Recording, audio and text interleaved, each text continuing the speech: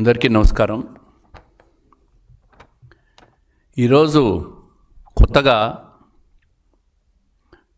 గత ప్యాలెస్ పాలకుడికి పొదుపు గుర్తొస్తూ ఉంది.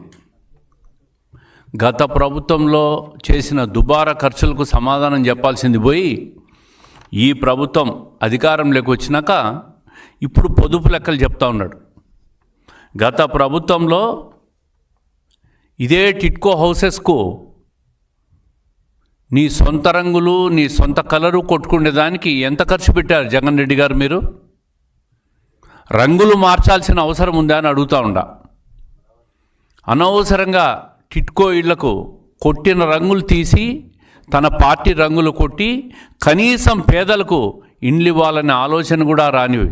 గత పాలన జగన్మోహన్ రెడ్డి గారి పాలన చూస్తూ ఉంటే ప్రజలు ఈరోజు పేద ప్రజలు అసహించుకునే పరిస్థితి వస్తూ ఉంది.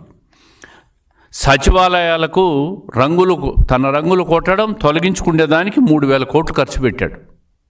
ఇది దుబారా కాదా అని అడుగుతూ ఉండా. అదేవిధంగా సర్వే రాళ్ళ మీద కూడా జగన్మోహన్ రెడ్డి గారి ఫోటోలు కొట్టుకునేదానికి 700 కోట్లు ఖర్చు పెట్టాడు. ఋషికొండ విలాసవంతమైన భవనం అంటే రాజధాని ఏదో మార్చేస్తా, విశాఖపట్నాన్ని తరలిస్తా, విశాఖపట్నంలో రాజధాని కట్టేసి అక్కడ నేను ఉంటా అని చెప్పి నీ విలాసవంతమైన భవనం కట్టుకునే దానికి 600 కోట్లు ఖర్చు పెట్టావు. దీనికి ఎవరు సమాధానం చెప్తారని అడుగుతాండ. ఎవరబ్బ సొమ్మని నీ ఇష్టం వచ్చినట్లు ఖర్చు పెట్టావని చెప్పి నేను అడుగుతా ఉండా. 5 ఏళ్లలో సాక్షి దినపత్రికల ప్రకటనలకు 500 కోట్లు ఇచ్చావు. అంటే నీ సొంత పేపర్ పెట్టుకుంటే దాంట్లో మాత్రమే ప్రకటనలు ఇవ్వాలా, దానికి వ్యాపారం రావాలా, దానికి 500 కోట్లు ఖర్చు పెట్టావు. ఇంత దుబారా చేసి నువ్వు మళ్ళీ దుబారా గురించి ఈ ప్రభుత్వానికి సలహాలు సూచనలు చెప్పే స్టేజ్లో మీరు లేరని చెప్పి చెప్తా ఉండా. పట్టాదారు పాస్ పుస్తకాల మీద జగన్మోహన్ రెడ్డి గారి ఫోటోలు కొట్టుకునే దానికి 13 కోట్లు ఖర్చు పెట్టావు. పట్టాదారు పాస్ పుస్తకాలు ఎవరి? ప్రజలవి. వాళ్ళ ఆస్తులకు వాళ్ళు బొక్కిస్తూ ఉంటారు. దానికి రాజముద్ర కొట్టాల, భారతదేశ నమూనా అయిన రాజముద్ర కొట్టాలి. మీ ఫోటో కాదు ప్రజలు అడిగేది. తాడేపల్లి ప్యాలెస్ చుట్టూ నిర్మించిన కంచెకు 50 కోట్లు పెట్టాడు. కంచెకు. హెలిప్యాడ్ నిర్మాణానికి 8 కోట్లు. అదేవిధంగా వ్యూహం సినిమా ద్వారా చంద్రబాబు నాయుడు గారి మీద నింద మోపేదానికి ప్రభుత్వ సొమ్ము 2.1 crores ఖర్చు పెట్టారు. ఈ దుబారా కాదా? ప్రతిపక్షం మీద దుమ్మెత్తి పోసేదానికి 2 కోట్ల రూపాయలు ఖర్చు పెట్టావు. ప్యాలెస్లో పర్సనల్ టూర్ ఖర్చు 22 కోట్లు ఖర్చు పెట్టావు. తాత్కాలిక పనులకు 22 కోట్లు ఖర్చు పెట్టావు.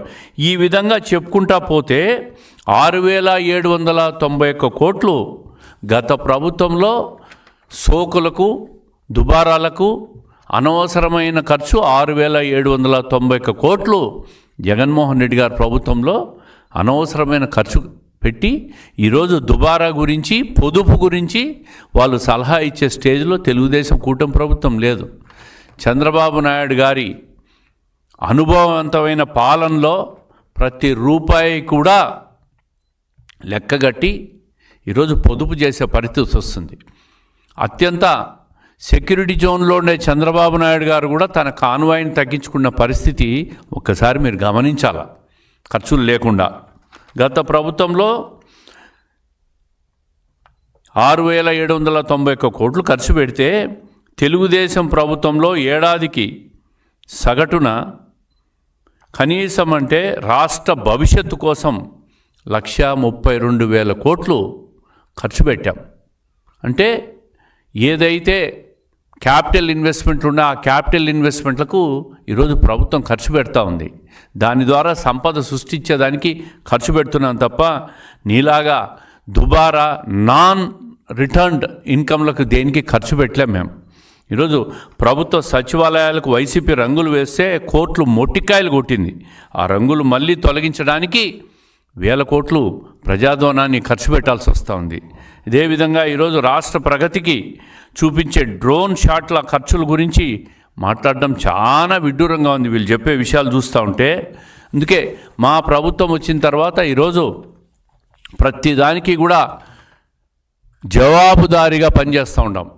అప్పుల అడవిగా ఉన్న ఈ రాష్ట్రాన్ని మళ్ళీ అద్భుతాల దిశగా ఈ కూటమి ప్రభుత్వం పనిచేస్తుంది. దేశంలో ఏదైతే పెట్టుబడులు వస్తున్నాయో రాష్ట్రాలకు దాంట్లో 26% పెట్టుబడులు ఆంధ్రప్రదేశ్ రాష్ట్రానికి వస్తున్నాయి. ఈరోజు పుట్టపర్తిలో అనంతపురం జిల్లాలో 15,000 కోట్లతో పెట్టుబడి పెడుతున్న తీరు చూసి మీకు రాయలసీమలో ఉద్యాన పంటల హబ్బే కాదు, రతనాల సీమే కాదు, రక్షణ సీమకు కూడా రాయలసీమ మారబోతా ఉందనే విషయాన్ని మీ వైసీపీ నేతల గుండెల్లో రైతు పరిగెత్తే విధంగా పనిచేస్తున్నామని చెప్పి తెలియజేస్తున్నా. చంద్రబాబు నాయుడు గారు, ఐటీ మంత్రి లోకేష్ గారు రాష్ట్రానికి పెట్టుబడులు తీసుకురావడానికి ఎక్కడికి వెళ్ళినా వీరికి దుబారాలాగా కనిపిస్తూ ఉంటుంది. కానీ ఆ పర్యటనల వెనుక పెట్టుబడులు ఎంత వస్తున్నాయో ఒకసారి లెక్క చూస్తే కళ్ళు బయలు గమ్ముతున్నాయి మీకు. అవి చూసి తట్టుకోలేక ఓర్వలేక సాక్షి దినపత్రిని ఒకదాన్ని పెట్టుకొని దాని ద్వారా విషయం చిమ్మే ప్రయత్నం చేస్తూనే ఉంటారు. ఒక్క అమరావతి పేరుకి ఎత్తితే చాలు రాయలసీమకి కోస్తాకు ఉన్న చిచ్చు పెట్టడం జగన్ రెడ్డికి అలవాటు అయిపోతూ ఉంది.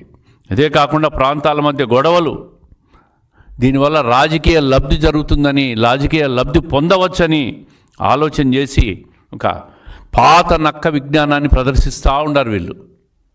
అందుకే ఈరోజు రాష్ట్ర ప్రజలు 5 సంవత్సరాలు 151 సీట్లు ఇస్తే 11 సీట్లకు పరిమితం చేసినారు ప్రజలు. అంటే నీ పరిపాలన ఎంత అధ్వానంగా ఉందో, రాష్ట్రాన్ని ఎంత నాశనం చేశారో, రాష్ట్రాన్ని ఆర్థికంగా అధోగతి పాలు చేశారో, అప్పుల ఆంధ్రప్రదేశ్గా తయారు చేశారో, అరాచక ఆంధ్రప్రదేశ్గా తయారు చేశారో ప్రజలు అర్థం చేసుకున్నారు. కాబట్టి నీకు 11 సీట్లకు పరిమితమైనావు. 5 ఏళ్ల తుగ్లక్ పాలనలో రాష్ట్రానికి ఒక్క పరిశ్రమ కూడా రాలే, కొత్త పెట్టుబడి రాలే, టూరిజం లేదు, నిరుద్యోగులకు ఉద్యోగాలు లేవు, ఉన్న కంపెనీలు భయపడి పక్క రాష్ట్రాలకు పోయే పరిస్థితి వచ్చిందంటే నీ పరిపాలన పట్ల పారిశ్రామికవేత్తలు, పెట్టుబడిదారులు వీళ్ళంతా కూడా ఎందుకు పారిపోయినారు, ఎందుకు ఈ రాష్ట్రానికి రావడం లేదని ఒక్క క్షణం గుండె మీద చెయ్యేసుకొని జగన్ రెడ్డి గారు ఆలోచిస్తే ఆయన ఓటమి కారణాలు తెలుస్తాయి.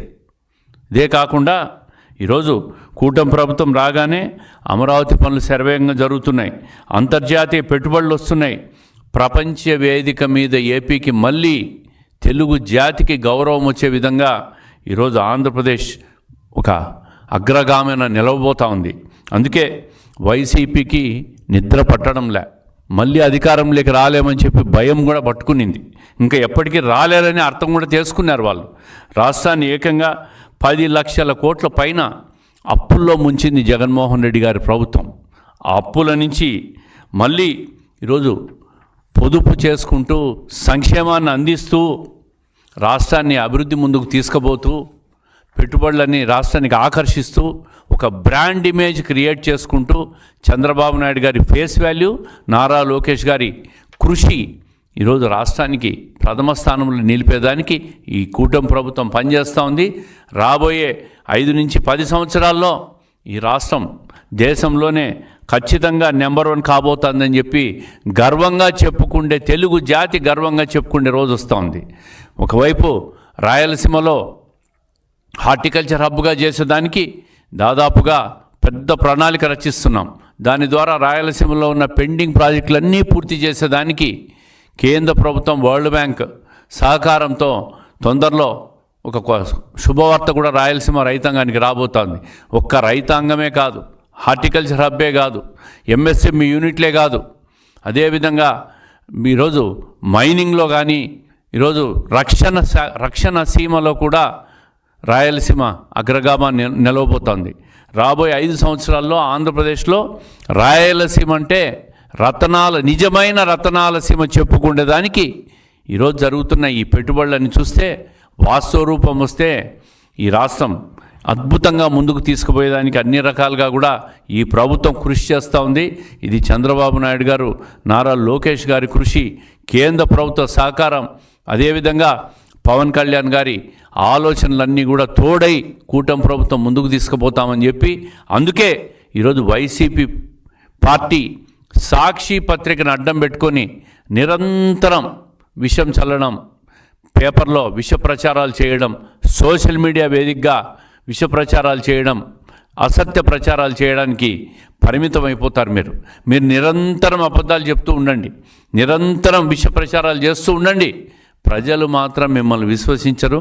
ఈ కూటమి ప్రభుత్వాన్నే మళ్ళీ మళ్ళీ అధికారంలో తీసుకొచ్చేదానికి ప్రజలు నమ్ముతున్నారు. అదే విశ్వాసం, నమ్మకం ఈ కూటమి ప్రభుత్వం పెట్టుకుంటుందని చెప్పి ప్రజలకు తెలియాలని చెప్పి ఈ విషయాలన్నీ కూడా పొదుపు మీద వైసీపీ వాళ్ళు మాట్లాడే అర్హత లేదు. వాళ్ళు చేసిన దుబారాలు ఇవన్నీ కూడా ప్రజలు గమనిస్తున్నారు. ఈరోజు ఆర్థిక సంక్షోభంలో పశ్చిమాసియాలో జరుగుతున్న యుద్ధ ప్రభావం వల్ల ఏదైతే గ్లోబల్ క్రైసిస్ వచ్చిందో దాన్ని ఇమీడియట్గా గుర్తించి ముఖ్యమంత్రి గారు అదేవిధంగా రాష్ట్ర ప్రభుత్వం అన్ని రకాలుగా కూడా పొదుపు చర్యలు తీసుకుంటున్నామని చెప్పి తెలియజేసుకుంటూ అందరికీ నమస్కారం.